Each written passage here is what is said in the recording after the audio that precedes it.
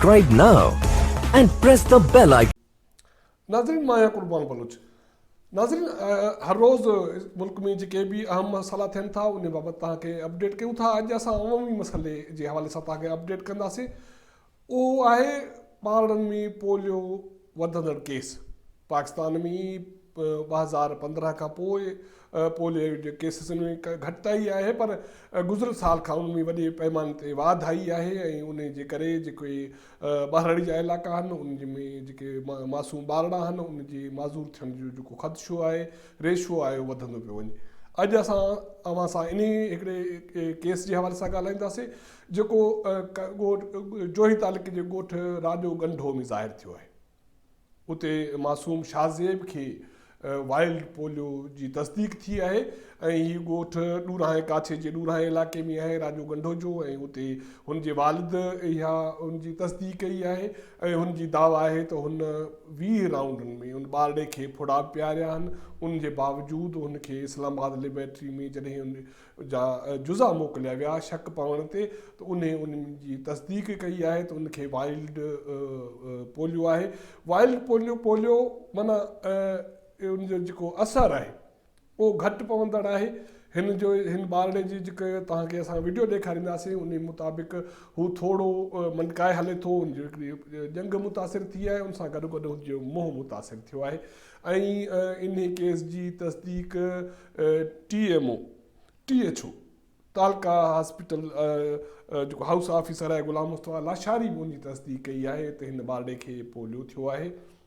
ऐं इस्लामाबाद जी लेबोरेटरी में जॾहिं हुनजा जुज़ा मोकिलिया विया उनजी चकास थी आहे त हुननि इन ॿारड़े खे वाइल्ड पोलियो जी तस्दीक कई आहे। असां जॾहिं हिन वाइल्ड पोलियो छा आहे उन बाबति असां जेको लाॻापियल जेको दादू ज़िले जो पोलियो मुंहुं हलाईंदड़ ऑफिसरनि उन सां जॾहिं ॻाल्हि कई आहे या उनखां पुछा कई आहे, हुननि जो चवणो हो त वाइल्ड जेके केस आहिनि उहे हिकिड़ा नॉमिनल मामूली क़िस्म जो जेको जिस्म खे मुतासिर कंदड़ केस आहिनि ऐं हिन ॿारड़ो जेको शाज़ेब जो जेको मसालो आहे केस आहे उहो बि उन में अचे थो जंहिंमें हुनजी हिकिड़ी टंग मुतासिर थी आहे ऐं थोरो मुंहुं मुतासिर थियो। पोलियो पाकिस्तान में इहे केस छो पिया वधनि ऐं मसालो छा आहे इन बाबति इंतिहाई ख़दशा मुल्क में मौजूदु आहिनि ऐं जेके आलमी ऑर्गेनाइज़ेशन उन्हनि बि ख़दशो ज़ाहिर कयो आहे त हीउ थिए छा पियो। असां तव्हांखे ॿुधाईंदासीं त पाकिस्तान में जेके 2015 में 54 पोलियो जा केस मौजूदु हुया, उन खां पोइ 16 में इहो अंग घटिजी 20 ते आयो ऐं 17 में इहो तमामु घटिजी 8 ते पहुतो ऐं 18 में 12 केस बचिया, पर 2019 में इहे केस जंप करे 137 ते पहुची विया। उन खां पोइ सॼे मुल्क में इहा मुल्क में आलमी इदारनि में जेके पोलियो जे ख़ात्मे जे हवाले सां फंडिंग कनि था ऐं जेके बि वायरस जे ख़ात्मे लाइ फुड़ा पियारण जो अमल आहे उन हवाले सां हू फुड़ा फ़राहम कनि था, ताउन फ़राहम कनि था, हुननि बि इन ते ॻणती जो इज़हार कयो आहे। हाणे जेकॾहिं 2020 जी ॻाल्हि कजे त 2020 में हलंदड़ महीने जनवरी में हिकिड़ो केस पोलियो जो ज़ाहिर थियो ऐं उन में उहो KPK में ज़ाहिर थियो, उहो बि वाइल्ड पोलियो जो केस हुयो। ऐं हाणे जेके ॻाल्हि थिए पई त माना हाणे सिंध में हिन महीने में 2 केस ज़ाहिर थिया। हिकिड़ो असां जॾहिं अॼु इन ज़रियनि खां राजो गंढे जे मासूम शाज़ेब जे केस जे हवाले सां पुछा कई, मालूमात वरिती त उन इहा बि निशानदेही कई त दादू ज़िले जे ॻोठ पाट में हिकिड़ो केस ज़ाहिर थियो आहे पोलियो जो ताज़ो ऐं उहा जेको उहो ख़ानदान हुयो उहो अॻु में कराची जे गडानी इलाइक़े में रहाइश पज़ीर हो, हाणे उहे पाट में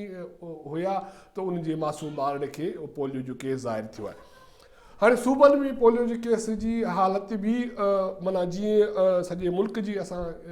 केसनि जी ॻाल्हि कयूं था त उते केस वधिया आहिनि, ईअं सूबनि में वधिया आहिनि। हींअर पंजाब में डिसंबर 2019 जे अंग अखर मुताबिक़ पोलियो जा 8 केस मौजूदु आहिनि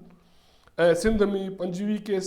KPK में वधि में वधि केस 92 केस ऐं बलोचिस्तान में 12 केस। हाणे सिंध जी जेकॾहिं असां ॻाल्हि कयूं त जेकॾहिं डिसंबर में 25 केस आहे त 2 केस हाणे नवां ज़ाहिर थिया त हाणे इहो केसनि जो अंग वधी 27 थी वियो आहे। छो त हिकिड़े केस शाज़ेब जो केस ज़ाहिर थियो आहे राजो गंढो वारे ॻोठ काछे वारे इलाइक़े मां ऐं ॿियो केस ज़ाहिर थियो आहे पाट में। मसइलो छा आहे, कोताही किथे आहे, इन जी इंतिहाई संजीदगी सां जांच करण जी ज़रूरत आहे त किथे दवाउनि में जेके उनखे स्टोर करे महफ़ूज़ कयो वञे थो किथे उन्हनि में गड़बड़ थिए थी या किथे जेके फुड़ा पियारिया वञनि था उते का कोताही कई वञे थी या जेके बि मेडिसन्स किथे उन्हनि में गड़बड़ आहे त इन हवाले सां हिकिड़ी संजीदा जांच जी ज़रूरत आहे ऐं इन केसनि खे ॾिसण जी ज़रूरत आहे। ॼाण त इतलात इहे बि आहिनि त हीउ जेको राज्य गंढे वारो केस ज़ाहिर थियो आहे ऐं उनजे पीउ जी दावा आहे त हुन पंहिंजे मासूम ॿारड़े खे जेके बि राउंड आया उहे समूरा फुड़ा पियारिया आहिनि उन्हनि जे बावजूदि बि उनखे केस थियो आहे ऐं हू गवर्नमेंट खे ऐं उनखे उनजी अपील आहे त हुनजे मासूम ॿार खे माज़ूर थियण खां बचाइण लाइ उपा वरिता वञनि ऐं फौरी क़दम खयां वञनि। इतला इहे बि आहिनि त Hyderabad commissioner Hyderabad in case जो नोटिस वरितो आहे ऐं जॾहिं खेसि ख़बर पई आहे या ॼाण मिली आहे त काछे वारे इलाइक़े राज्य गंढ वारे इलाइक़े में मासूम शाहज़ेब खे पोलियो जी तस्दीक थी आहे ऐं उनजी हाणे इस्लामाबाद जी लैब रिपोर्ट खां पोइ दादू ऐं जोही जी जेके मेडिकल टीम्स बि राज्य गंढो पहुची उन मासूम जी चकास कई आहे त जीअं उन्हनि जे इन केस खे ॾिसी सघिजे त इन में कोताही किथे थी आहे छा कोताही इस्लामाबाद जी लैब रिपोर्ट में थी आहे किथे या वाकई इहो केस जेकॾहिं थियो आहे त पोइ जेके फुड़ा पियारण वारी टीमुनि जी कोताही थी आहे दवाउनि में कोताही थी आहे उन दवा खे महफ़ूज़ बनाइण वारे अमल में कोताही थी आहे त उनखे ॾिसण जी ज़रूरत आहे ऐं इतला इहे आहिनि त कमिश्नर हैदराबाद DC दादू खे तलब करे वरितो आहे सूमर जे ॾींहुं सुभाणे हिन केस जे हवाले सां त असां इन बाबति तव्हांखे आगाह कयूं पिया ऐं असां वालदेन खे अपील कंदासीं त पंहिंजे ॿारनि खे माज़ूर थियण खां बचाइण लाइ पोलियो जा फुड़ा पियारींदा रहो ऐं इन हवाले सां जेके टीमूं आहिनि उन सां ताउन बि कयो ऐं इन खे यकीनी बणायो त जेके उनखे मेडिसन ॿारनि खे ॾिनी पई वञे फुड़ा पियारिया पिया वञनि उहे महफ़ूज़ आहिनि उहे मेडिकली असरु रखनि था ऐं जेके उहा टीम आहे ऐं उन्हनि ते बि नज़र रखी वञे त हू ज़िमेवारी सां ॿारनि खे पंहिंजे पोलियो जा फुड़ा पियारे उनखे उनजे मुस्तक़बिल खे या माज़ूर थियण खां बचाइनि। असांजे चैनल ॾिसंदा रहो उनखे शेयर कयो ऐं सब्सक्राइब कयो।